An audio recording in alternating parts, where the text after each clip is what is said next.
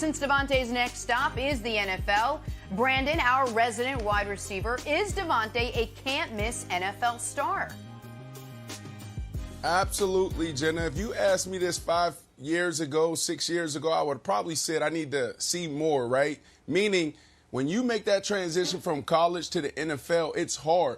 But nowadays, these wide receivers are coming in and impacting the game right away because of flag football, because they have access to Chad Ochocinco's drills that he does in the offseason on YouTube and Instagram, and Odell Beckham Jr. and Stephon Diggs. So absolutely. Who is this guy? This is Torrey Holt.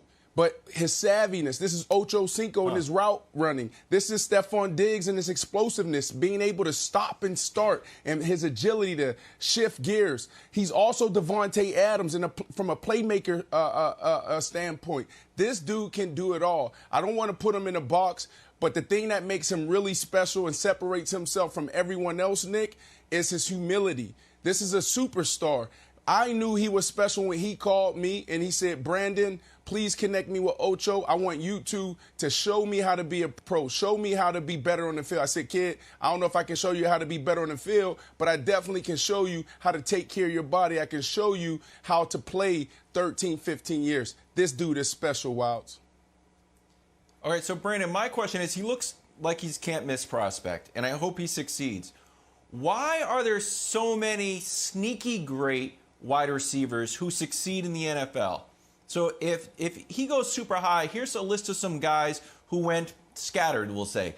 DeVonta was 53 overall. DK was 64 overall. Yep. Stephon was 146. Tyreek was 165. Of note, blast from the past, Brandon Marshall was 119 overall. And Hall of Famer Julian Edelman, 232.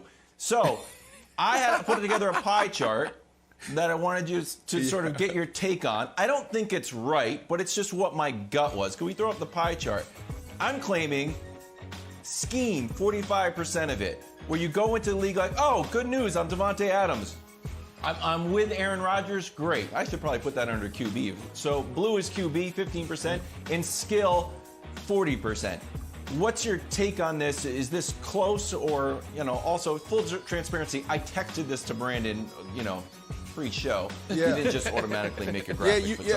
But look, you know what I like about your graph, your pie chart, Wilds, is that you have the quarterback position at 15%.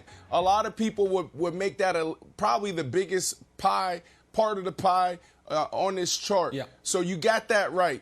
But you missed a few things. You missed mental fitness. So you got to throw that on there. And you also got to throw the Robin. So when you text me this over, I actually fixed it for you, right? So mental fitness. Why did I and you guys got that you guys got that lime green on it. That's good. That means mental health awareness. Why is mental fitness big? Because every time we talk about the wide receiver, we talk about them being divas. We talk about them being malcontent. We talk about, their reactions to the sideline when things aren't going their way. I was a guy the first part of my career that didn't get this part right.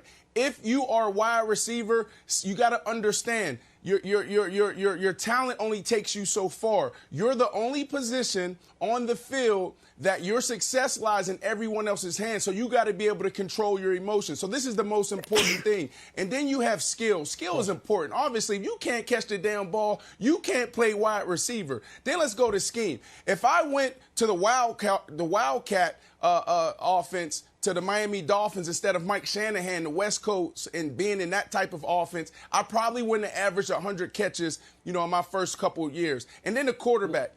Look, a lot of people are like, Brandon, why do you have the quarterback so low? Shouldn't it be 30, 35%? No. I played with 17 quarterbacks. It's about how you work with the quarterback. You don't need the top dog. You don't need a top 5 quarterback to be successful at the wide receiver position. You guys just have to be on the same page. And the last thing, Wilds, is the Robin effect. I call this, you have to have this. My uncle sat me down when I went from running back to wide receiver. He said, Brandon, you're only as good as the guy on the other side. So the Eddie Royals of the world, the Eric Deckers of the world, the Alshon Jeffries of the world. When I'm getting double, correct. Okay. That's right. There you go, Nick. I got it. So when I'm on the other side and I'm getting doubled, Nick, I need the guy on the other side to get his job done so they can start giving me more room and I can play one-on-one. Yep. So I think this is the correct success pie, Wilds.